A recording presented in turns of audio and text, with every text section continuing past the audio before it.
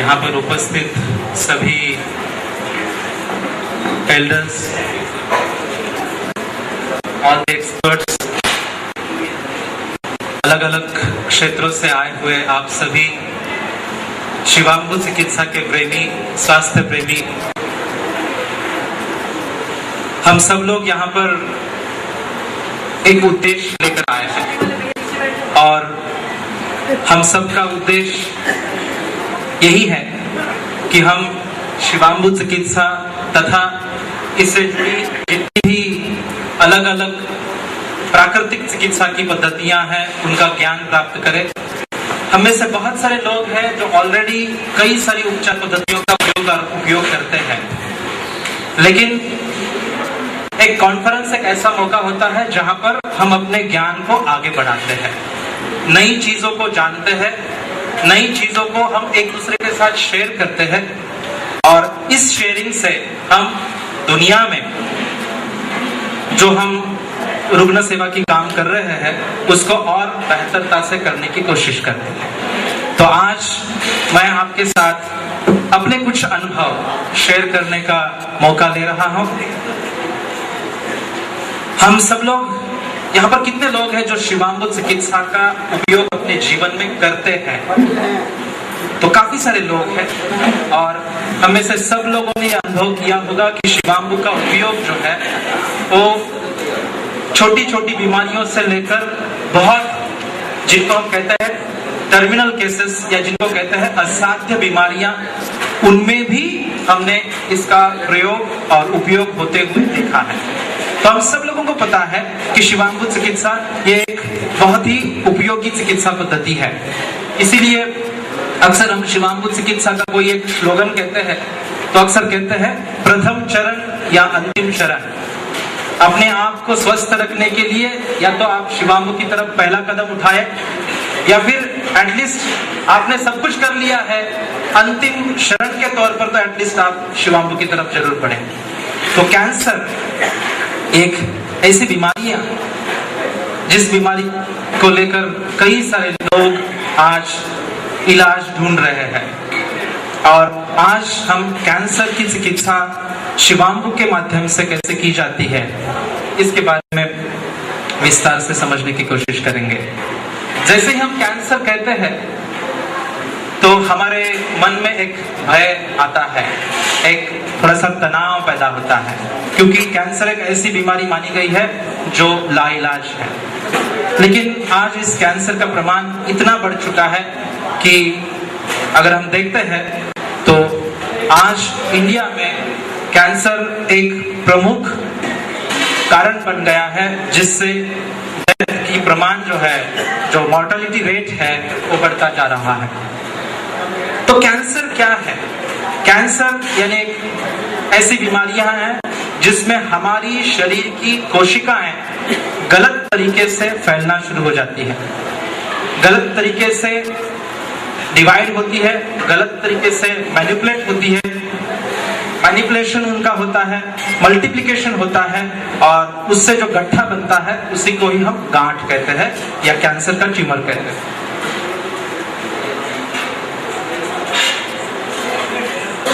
Generally हमारे शरीर में जो मांसपेशियां हैं, जो सेल्स हैं, वो एक सलीके से एक सिस्टम के साथ मल्टीप्लाई होते हैं। लेकिन कैंसर एक ऐसी स्थिति होती है जिसमें हमारे शरीर का जो सेल्स है वो अननेचुरल तरीके से, अबनॉर्मल तरीके से मल्टीप्लाई होते हैं। So they continue to grow and उनका इतना क्राउडिंग हो जाता है कि वो नॉर्मल कोशिकाओं को हटा देते हैं और पाएंगे। अगर हम पूरे विश्व में कैंसर का प्रमाण देखते हैं, एक सिनेरियो देखते हैं, तो पता चलता है कि आज डेवलप्ड कंट्रीज में जितनी डेथ्स होती है उनमें से तकरीबन 21% of deaths are because of cancer. अगर हम डेवलपिंग कंट्रीज में देखें तो लगभग 10 से भी ज्यादा प्रतिशत जो डेथ्स होती है, वो मृत्यु जो होता है वो कैंसर से होता है। लगभग 38 lakhs of people die every day due to cancer in developing countries। लगभग अमेरिका में 1700 भी ज्यादा लोग कैंसर से मर रहे हैं। अगर इस चीज को हम देखते हैं, इसका प्रमाण किस तरह से है, कौन कौन से शरीर के अंगों में ये कैंसर देखने को मिलता है। तो अगर हम देखें तो लंग्स है, ब्रेस्ट है, कोलोन यानी हमारी आंत, बिनाइन ट्यूमर यानी हमारे शरीर में एक ऐसी गांठ होती है जो धीरे धीरे बढ़ती है लेकिन उससे हमारे शरीर को कोई भी नुकसान नहीं होता है। तो ऐसी गांठें तो कई अलग अलग प्रकार की हमारे शरीर में बरसों से रहती है।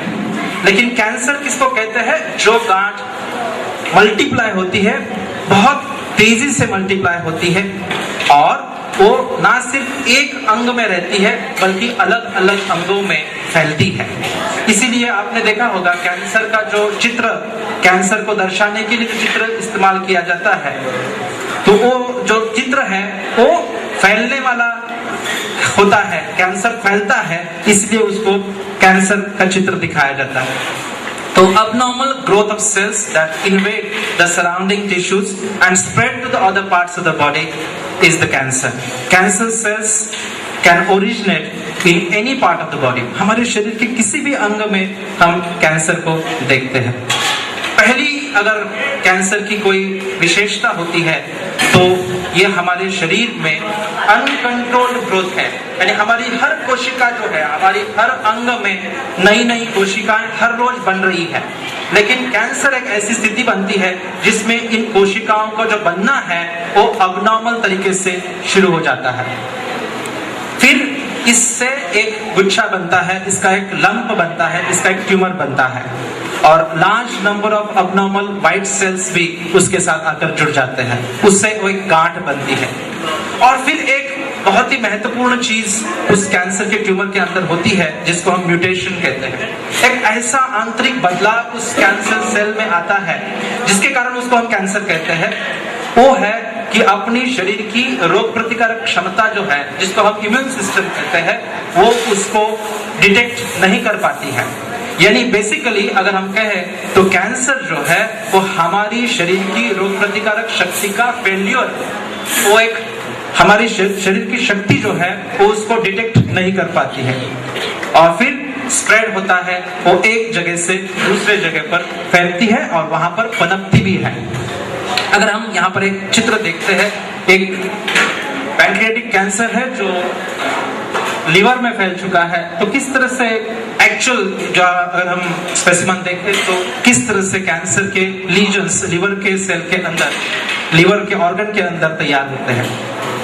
तो ये अनकंट्रोल्ड ग्रोथ क्यों होती है, इसके ऊपर जो रिसर्च दुनिया भर में चल रही है उसमें देखा गया है कि हमारे शरीर में कुछ खास जीन्स होते हैं, उन जीन्स में कुछ बदलाहट आती है जिससे कैंसर बढ़ता है। मैं ज्यादा टेक्निकल नहीं करना चाहता हूं ताकि आगे हम और विस्तार से इसको जानेंगे। कैंसर से होता क्या है, जो गांठ बनती है वो हमारे शरीर के अलग अलग अंगों में दिक्कतें पैदा कर देती है, जैसे कि there is a compression of nerves, blocking of various organs. हमारे शरीर के ऑर्गन्स का जो नॉर्मल फंक्शनिंग होता है वो डिस्टर्ब हो जाता है। हमारे शरीर की जो मज्जा संस्था है और उसके जो सिग्नल्स है वो बदल जाते हैं और उससे वहां पर फंगस जैसा भी डेवलपमेंट हो जाता है। कैंसर के प्रमाण आप ऐसे कई सारे लोगों ने अपने परिवार में या अपने परिसर में ऐसे लोग देखे होंगे जिनको कैंसर है, और कैंसर का जो वर्गीकरण है या क्लासिफिकेशन है वो अलग अलग तरीके से किया जाता है। वो हमारे शरीर के कौन से अंग में हुआ है उसके अनुसार उसका नामकरण किया जाता है। तो आपने ये नाम सुना होगा, कार्सिनोमा जब हड्डी से शुरू होता है तो उसको सार्कोमा कहते हैं, या हमारे शरीर में जो लिम्फ ग्लैंड्स होती है उनमें जब आता है तो उसको लिम्फोमा कहते हैं, खून की पेशियों में जब आता है तो उसको लिकोमिया कहते हैं। तो इस तरह से शरीर के अलग अलग अंगों में जहां पर वो पैदा होता है उसके अनुसार उसका नामकरण किया जाता है। हमारे लिए सबसे महत्वपूर्ण है कैंसर जैसी बीमारी क्यों होती है। कैंसर एक देखा जाता है कि कैंसर हेरिडिटरी के कारण भी हो सकता है। जैसे कि अभी मैंने एम्फेसाइज किया कि हमारी इम्यून सिस्टम में जब गड़बड़ी पैदा होती है, हमारी इम्यून सिस्टम जब फेल होती है तब कैंसर पैदा होता है। हमारा शरीर अगर किसी केमिकल्स को एक्सपोज होता है तभी कैंसर जैसी बीमारी पैदा होती है। अलग अलग फिजिकल कारण है, अलग अलग वायरसेस है जिन वायरसेस के कारण भी कैंसर जैसी बीमारी पैदा हो सकती है। बैक्टीरियल कॉजेस है, सबसे ज्यादा बड़ा कारण है लाइफस्टाइल है और तनाव भी कैंसर का कारण बन सकता है। इसको हम थोड़ा सा विस्तार से जानेंगे। हेरिडिटरी है, लगभग 5 से 10% कैंसर्स जो होते हैं वो हेरिडिटरी में पाए जाते हैं। जो ह्यूमन जीनोम प्रोजेक्ट चलाया गया विश्व भर में, इसमें पाया गया कि 5 to 10% of cancers are hereditary, rest of the cancers are not hereditary. जब हमारी शरीर की रोग प्रतिकारक शक्ति कमजोर हो जाती है, जैसे कि हम सब लोग जानते हैं HIV में या एड्स जब फैल जाता है तब, तो उस समय में भी कैंसर जैसी बीमारियां पनपती है। लेकिन इम्यूनोसप्रेशन जो है वो कई रूपों में, ना सिर्फ जस्ट HIV में होता है, बल्कि कई अलग अलग स्थितियों में हमारे शरीर में अपनी इम्यून सिस्टम जो है वो सप्रेस होती है। आगे चलकर हम देखेंगे कि कौन कौन से ऐसे मौके होते हैं जहां पर हमारी इम्यून सिस्टम सप्रेस हो जाती है। वायरसेस है, हेपेटाइटिस बी है, ह्यूमन टी सेल लिकोमिया वायरस है, एप्स्टेन बार वायरस है, ह्यूमन पैपिलोमा वायरस है। ये कुछ वायरसेस डिटेक्ट हुए हैं जिनसे अलग अलग, जैसे कि लीवर का कैंसर हेपेटाइटिस बी से होता है, लिकोमिया टी सेल कैंसर के टी सेल वायरसेस के कारण होती है, या फिर जो सर्वाइकल कैंसर है, थैली की मुख का जो कैंसर होता है वो पैपिलोमा वायरस के कारण होता है। जठर में जो कैंसर आता है वो टी पाइलोरी करके एक बैक्टीरिया है, उससे भी होता है। केमिकल कारण कई सारे हैं, उसमें अलग अलग प्रकार के केमिकल्स होते हैं, जिसमें अल्कोहल है, एस्बेस्टॉस है, वुड डस्ट है, रबर है, प्लास्टिक है, टार है। ये अलग अलग, और सबसे बड़ा रीजन जो है वो टोबैको है।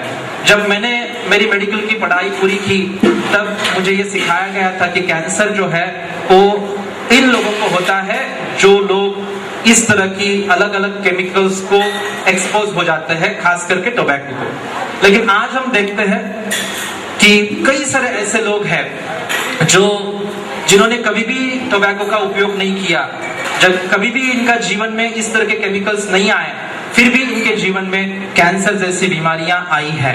तो इसको जब हम ढूंढने की कोशिश करते हैं तो देखा जाता है कि हमारे आसपास का जो चहु ओर का वातावरण है, जो पोल्यूशन है, ये एक बहुत ही महत्वपूर्ण कारण है।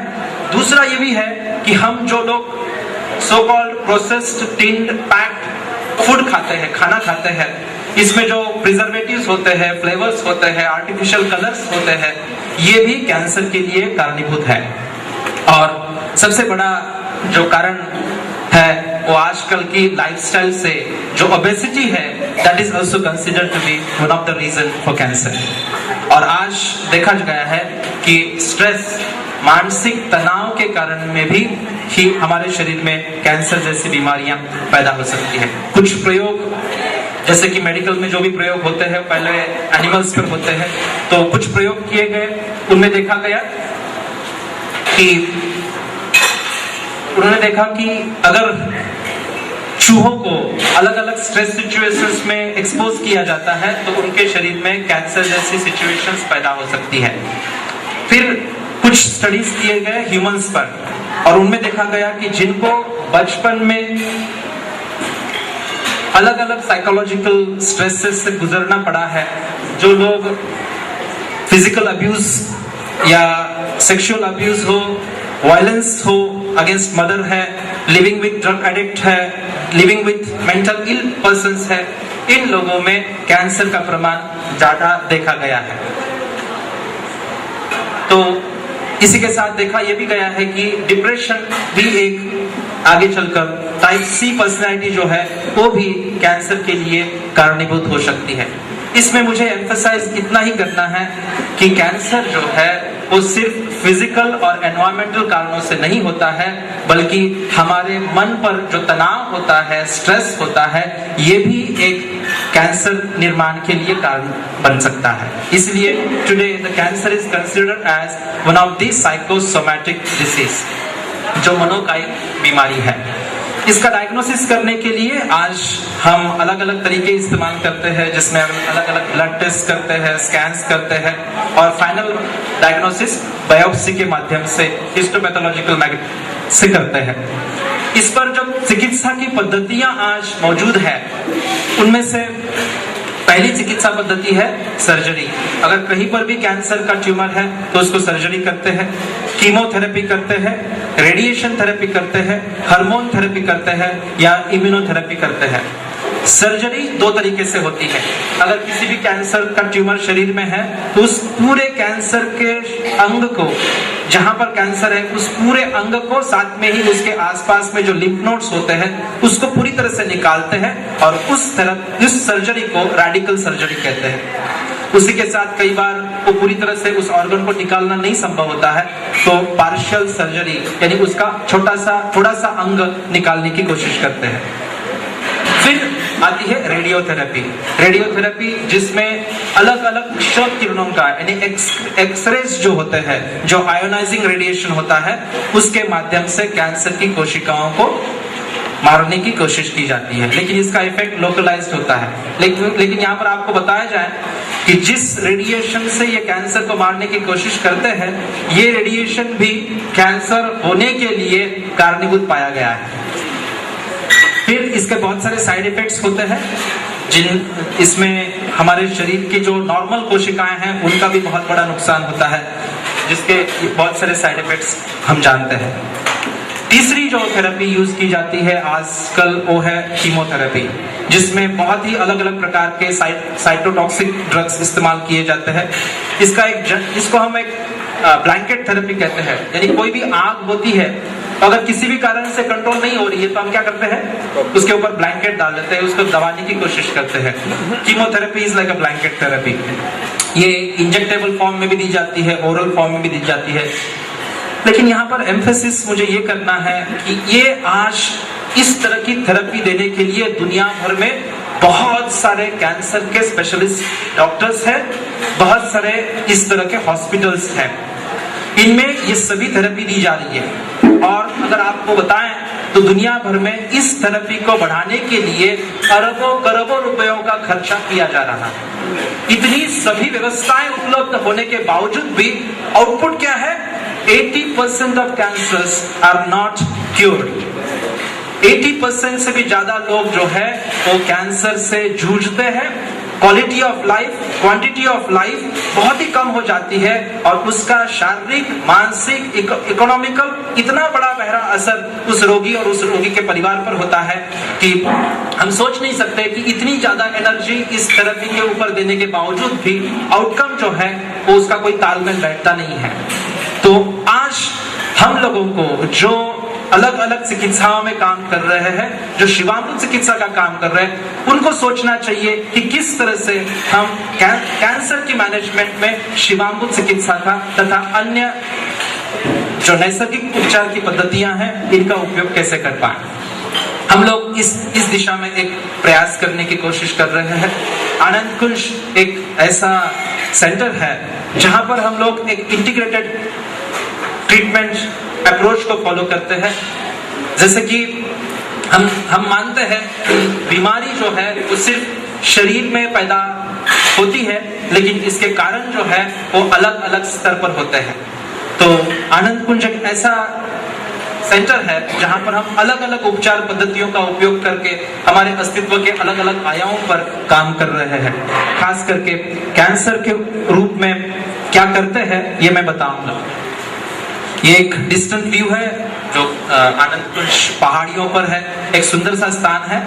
ये इसलिए इतना दूर और निसर्ग में बनाया है क्योंकि निसर्ग यहाँ पर प्रचुर मात्रा में उपलब्ध है। गए 5 सालों का मैं डेटा आपके सामने प्रेजेंट करना चाहता हूँ। गए 5 सालों में लगभग 681 कैंसर के पेशेंट्स आनंद कुंज में भर्ती हुए। उनमें से लगभग 367 were the male patients and 314 were the females. उनमें से लगभग 180 patients were of breast cancer, cervical, uterine और ओवरी के कैंसर के जो पेशेंट्स रहे वो लगभग 88 रहे, लंग्स के 24। इस तरह से अगर हम देखते हैं तो ओरल कैविटी यानी हमारे मुंह के अंदर जो कैंसर होता है उसके ज्यादा से ज्यादा 92 केसेस हमने देखे हैं। और इनमें ये ऑलमोस्ट इनमें से जितने भी पेशेंट आए उनमें से लगभग 80 to 90% जो लोग थे वो जो एस्टैब्लिश्ड मेडिकल ट्रीटमेंट है वो करके आए हुए थे। अगर हम इनकी स्टेज और सिवियरिटी की बात करें कि ये कौन सी स्टेज में हमारे यहाँ आए, तो उनमें से अगर हम देखते हैं ब्रेस्ट कैंसर के अगर 180 पेशेंट्स हुए थे, उनमें से सिर्फ 20 लोग जो थे वो इनिशियल स्टेज में आए। लगभग 122 केसेस जो है वो मेटास्टेटिक स्टेज में आए। मेटास्टेटिक स्टेज में यानी अपने शरीर के अलग अलग, ऑलरेडी ब्रेस्ट में कैंसर शुरुआत हुआ लेकिन वो अलग अलग अंगों में फैल चुका है, ये स्टेज लेवल 2 है।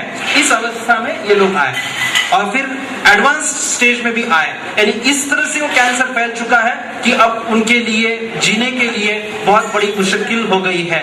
ऐसी स्थिति में, यानी जिसको हम टर्मिनल केस कहते हैं, ऐसी स्थिति में भी कई लोग आए। तो अगर हम देखेंगे सर्वाइकल कैंसर के पेशेंट्स से लगभग 88 पेशेंट्स हुए थे, out of which 54 were in the metastatic second stage. तो अगर हम देखेंगे तो हमारे पास ज्यादातर लोग जो है या तो फिर सेकंड स्टेज में आए हैं या फिर लास्ट स्टेज में आए हैं। हमने फिर इन लोगों के साथ क्या किया?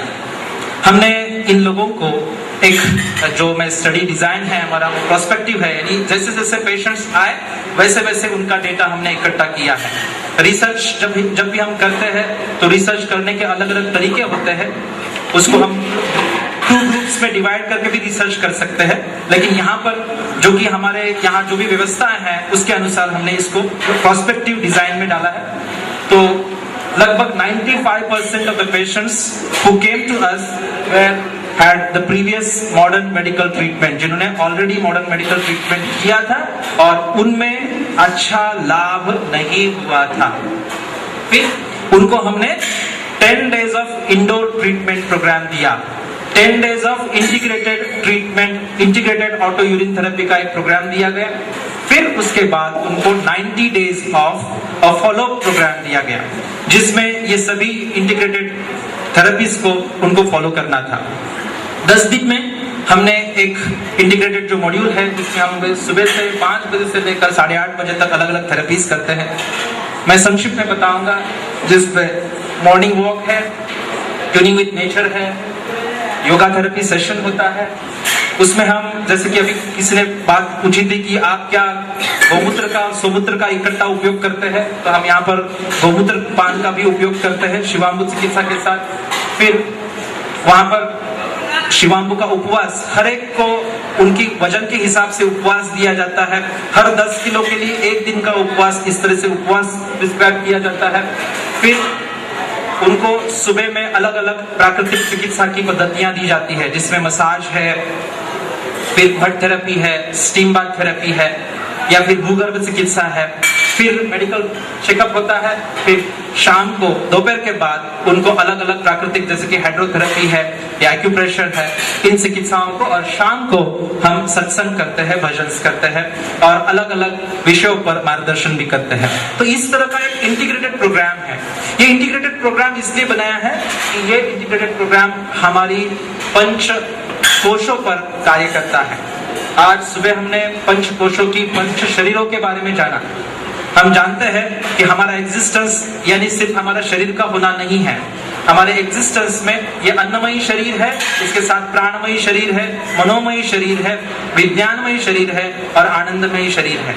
यानी हमारे अस्तित्व के फिजिकल, एनर्जेटिक, मेंटल और साइकोलॉजिकल एंड इमोशनल, इंटेलेक्चुअल, बौद्धिक तथा हमारा स्पिरिचुअल डायमेंशन है, और हर स्तर पर कार्य करना चाहिए और हर स्तर पर कार्य हो, इस तरह का एक प्रोग्राम 10 दिनों में हमने बनाने की कोशिश की है।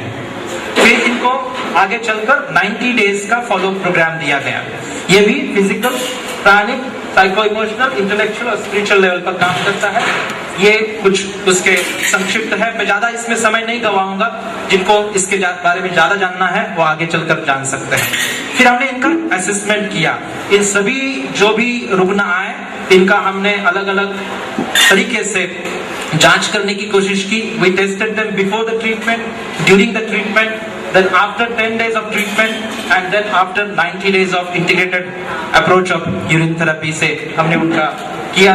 इसमें हमने उनके सिम्टम्स स्कोर्स किए, हमने सब्जेक्टिव उनको डायरी लिखने के लिए कहा था। हमने एक विजुअल एनालॉग स्केल होता है, जिस स्केल पर हम उनकी शरीर की स्थिति को मार्क करते हैं। और फिर साथ ही में हमने कुछ पेशेंट्स में बायोलॉजिकल तथा रेडियोलॉजिकल इन्वेस्टिगेशंस भी करने की कोशिश की। जब हमने सिम्टम्स कोर्स देखे तो ये आज कई सारे मेडिकल रिसर्च पब्लिश हो रहे हैं। जितनी भी अलग अलग वैकल्पिक चिकित्सा पद्धतियां हैं उन पर कई सारा रिसर्च आज पब्लिश हो रहा है। तो उनमें भी देखा जाता है कि पेन है, फटीग है, नॉजिया है, लैक ऑफ एपेटाइट है, बाउल मोशंस में दिक्कतें हैं, स्लीप है, एंजाइटी डिप्रेशन है या फिर स्ट्रेस है, और क्वालिटी ऑफ लाइफ को डिटेक्ट करने के लिए एक क्वेश्चनर होता है।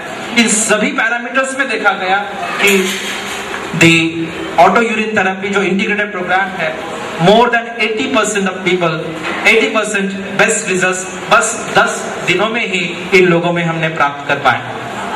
इनमें से कुछ केस स्टडीज मैं आपके सामने पेश करना चाहता हूं। यहाँ पर आप देख सकते हैं मिसेस ये अमरावती से आई हुई, ये इसलिए मैं आपको दिखा रहा हूँ, लगभग 15 साल पुराना ये केस है। इस लेडी को ब्रेस्ट में कैंसर हुआ था। ये सर्जरी करने के बाद हमारे यहाँ आई थी। इनको कहा गया था कि आपका मेटास्टेसिस अलग अलग अंगों में हो चुका है और आपको कीमो और रेडिएशन करने की जरूरत है।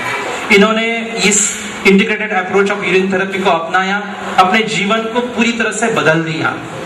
आज सुबह से लेकर अब तक हमने बहुत सारी अलग अलग चीजों के बारे में मार्गदर्शन पाया है। इन लोगों ने वाकई में अपने जीवन में इसको उतारा। अब सवाल ये आता है, मैं बहुत सारी केसेस आपके सामने प्रेजेंट करूंगा, लेकिन फिर सवाल ये आएगा आपके सामने, आप कहोगे कि फिर आप बताओ कि सब में इस तरह से रिजल्ट क्यों नहीं आया और कुछ ही चंद लोगों में ये रिजल्ट क्यों आया।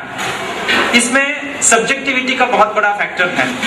अगर आप किसी भी एलोपैथी के पास जाते हैं तो डॉक्टर आपको एक इंजेक्शन देता है या गोली खिलाता है, आपका काम खत्म, डॉक्टर का काम खत्म, उसमें करने जैसा कुछ नहीं होता है।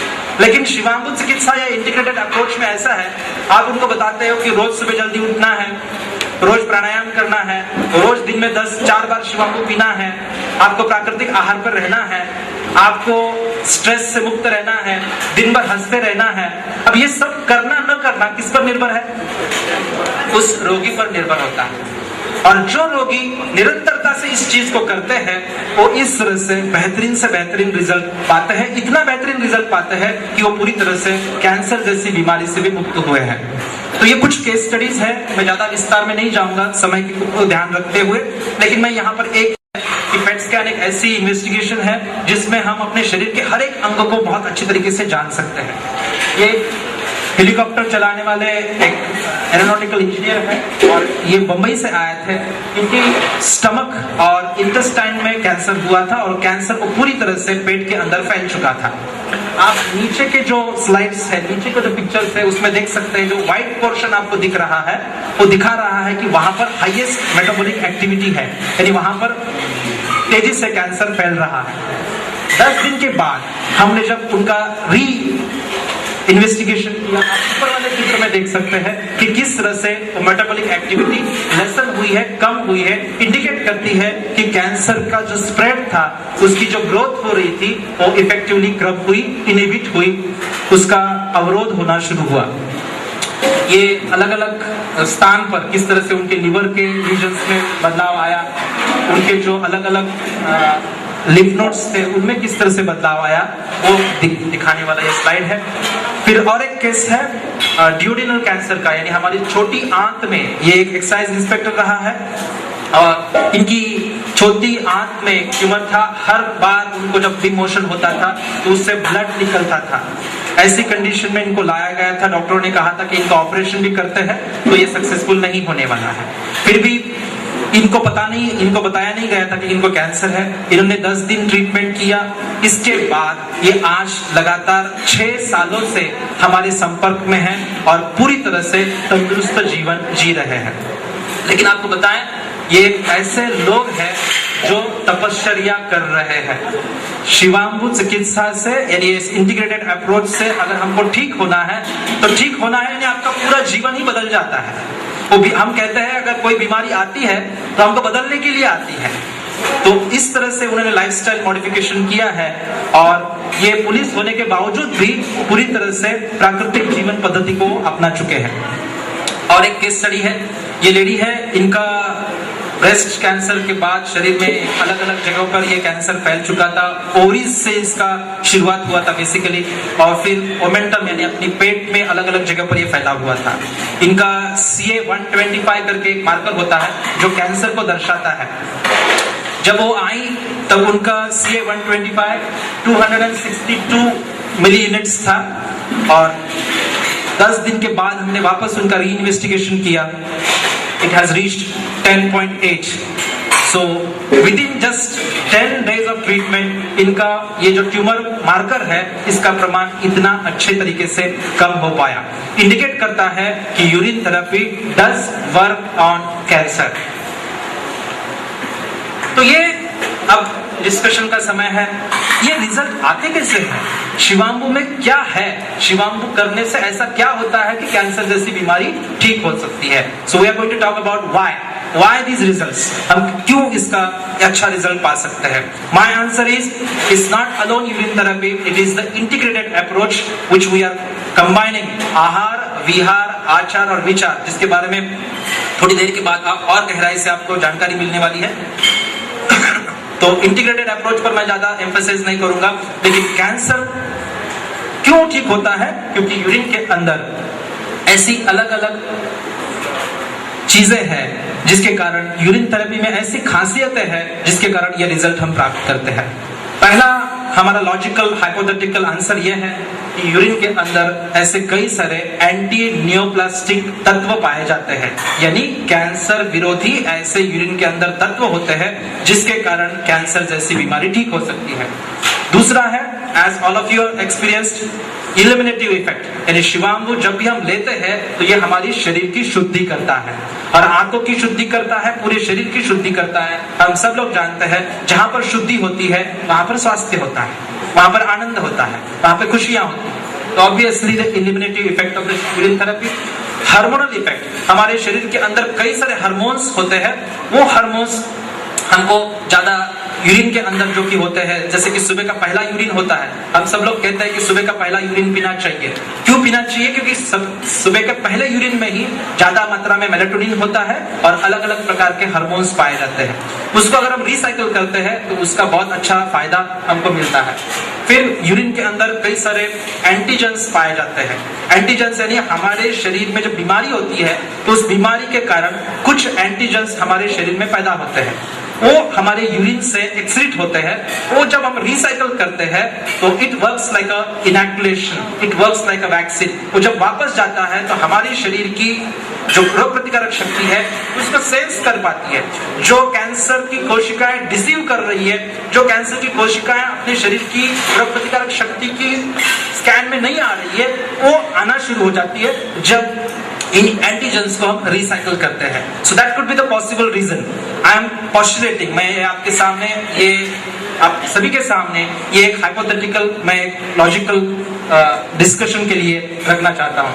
फिर एंटीवायरल, आज यूरिन थेरेपी के अंदर, यूरिन के अंदर कई सारे ऐसे एजेंट्स हैं, यूरिया है, यूरिक एसिड है, ये ऐसे तत्व है, they are considered to be one of the best antibiotic और एंटीवायरल एजेंट्स है।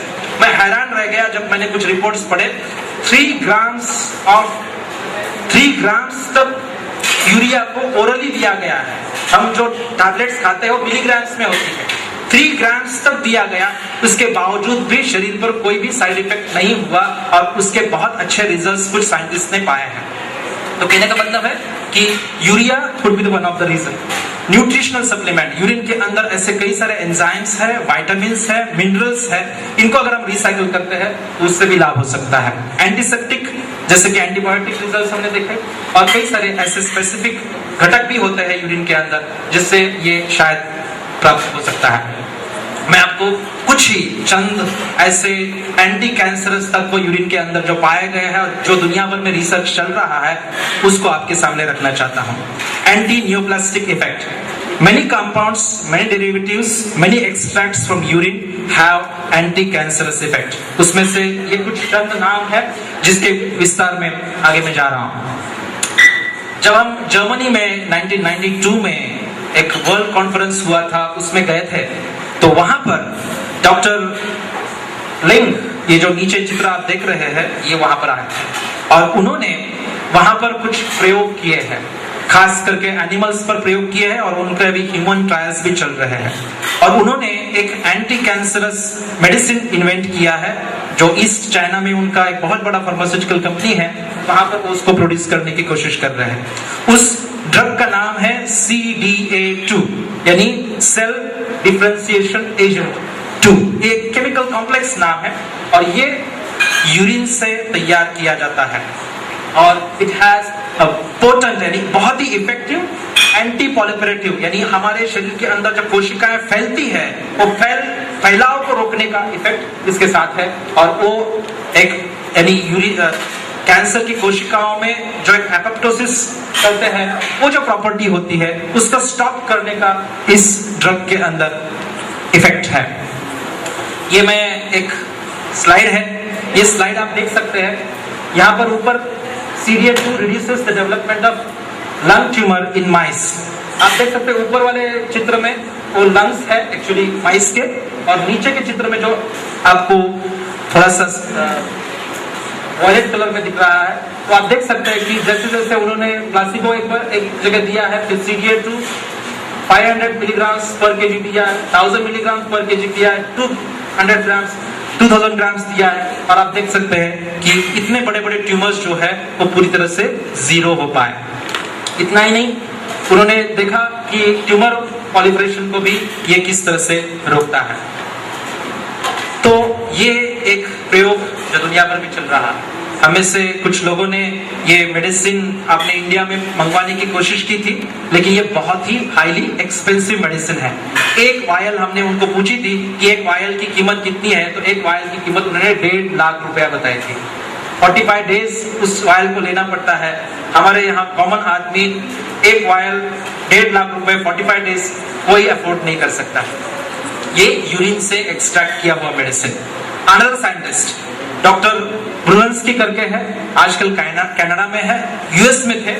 इनका एक बहुत अच्छा क्लिनिक भी चल रहा है and he has extracted certain ingredients which he names it as antineoplastons a cure for cancer. और उन्होंने क्या किया है, इन तत्वों को यूरिन से बाजू किया है और ही सेज कि एक प्रकार का पेप्टाइड है या प्रोटीन है जो उन्होंने यूरिन से बाजू किया है और वो कहते हैं कि वो कैंसर की रोगों में बहुत ही कारगर तरीके से उपयोग में लाया जा सकता है। इन्होंने भी बहुत सारे एक्सपेरिमेंट्स किए हैं और ये इनका अलग तरीके से प्रयोग आज भी कनाडा में इनको भगा दिया है। एक्चुअली अमेरिकन गवर्नमेंट में इनके प्रोडक्ट्स को और इनकी रिसर्च को बैन कर दिया क्योंकि इसके ऊपर बहुत बड़ा फार्मास्यूटिकल कंपनियों ने इनके ऊपर केसेस डाले और फिर इनको कनाडा जाना पड़ा। आज वो कनाडा में कुछ चीज करने की कोशिश कर रहे हैं। Anti cancerous effects of urea, as I had already discussed, urea जो ग्रीस में ये 1950s और 40s की बात है, वहां पर भी एंटी कैंसरस इफेक्ट यूरिया का होता है, ये देखा गया है। मैं संक्षिप्त में इसको कवर करने की कोशिश करूंगा। H11 भी एक ऐसा तत्व है जो यूरिन के अंदर पाया जाता है, जो ब्रिटिश मेडिकल जर्नल में डॉक्टर थॉमसन इन 1943 में उन्होंने इसको इन्वेस्टिगेट किया है और उन्होंने पाया है कि यह तत्व होता है। और ये तत्व जो है वो न्यूमरस टाइप्स ऑफ कैंसर्स, मैं जस्ट जहां पर वो ब्लू में किया है उसको मैं एम्फसाइज करता हूँ। Numerous types of cancers, gastrointestinal है, ब्लैडर है, किडनी है, ब्रेस्ट है, यूट्रस है, सर्विक्स है, ब्रेन ट्यूमर्स है, इन सभी प्रकार के कैंसर्स में ये बहुत ही अच्छा पाया गया है। लेकिन हैरानी की बात यह है कि इन सभी फाइंडिंग्स को आज की मेडिकल कम्युनिटी ने इग्नोर किया है, इसको दुर्लक्षित किया है। और एक है डॉक्टर स्लेवेडर जो मेक्सिको में आजकल काम कर रहे हैं। इन्होंने यूरिन से कुछ तत्व बाजू किए हैं और वो कहते हैं यूरिन के अंदर जो एंटीजेंस होते हैं, एंड ही सेज कि आपको उनके पास जाना पड़ता है, हर एक पेशेंट को इंडिविजुअल उनके ही यूरिन से वो तत्व बाजू करते हैं और उनका ही एंटीडोट बनाकर उनको देते हैं, जिससे कैंसर की कोशिकाओं को ये ठीक कर सकते हैं। तो just see at him, he has treated more than 8,000 people.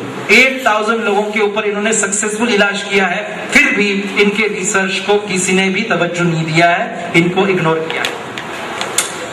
एक नोबेल लॉरिएट है जिन्होंने 1963 में साइंस लाइक जर्नल में उन्होंने पब्लिकेशन किया है। उन्होंने रेटिन नाम का एक तत्व ढूंढ निकाला है which is considered to be one of the best anti-cancerous agent। वो डॉक्टर अल्बर्ट है, जिनका फोटोग्राफ देख सकते हैं। डॉक्टर नोवाक एक ऐसे तत्व है, उन्होंने यूरिन ऑटो यूरिन से कैंसर को हील करने के लिए और कैंसर की ट्यूमर को श्रिंक करने के लिए कुछ इंजेक्शंस वो यूरिन से ही एक्सट्रैक्ट करते हैं और कैंसर की कोशिका पेशेंट्स को देते हैं। तो उन्होंने भी 1961 से इसके ऊपर रिसर्च किया है। काफी सारा काम इन्होंने गैस्ट्रिक कैंसर है, कोलन कैंसर है, रेक्टल कैंसर है, इन पर किया है। DHEA डिहाइड्रोएपीएड्रोस्टेरॉन एक ऐसा तत्व यूरिन के अंदर पाया जाता है, एक हार्मोन है, ये भी कैंसर विरोधी है। और आप देख सकते हैं नीचे ये प्रोडक्ट्स ऑलरेडी बाजार में है, जो आप देख रहे हैं, these are the branded medicines that are being extracted from the human urine। 3-methyl-glycol ये भी एक नोबेल लॉरिएट है, विल्हेम कॉच, उन्होंने भी यूरिन से ये तत्व पाजू किया है। होम्योपैथी में इसका जोरदार तरीके से इस्तेमाल होता है और ये भी एक एंटी कैंसरस तत्व है जो यूरिन और ब्लड से निकाला जाता है। Integrated approach of urine therapy, जिसमें हम शरीर, अब मैं ये जब आपको अलग अलग दिखाया, आप सोच रहे होंगे कि चलो हम जाते हैं अमेरिका और वो इंजेक्शन लगवा लेते हैं। उससे अच्छा यह है कि हमारे पास हमारा खुद का यूरिन एक बेस्ट एंटी कैंसरस दवा के रूप में उपलब्ध है और उसके लिए आपको कहीं पर भी जाने की जरूरत नहीं है, कोई भी पैसा खर्च करने की जरूरत नहीं है। बस जरूरत एक ही है कि आपको विश्वास होना चाहिए और सही तरीके से इसका इस्तेमाल करना चाहिए।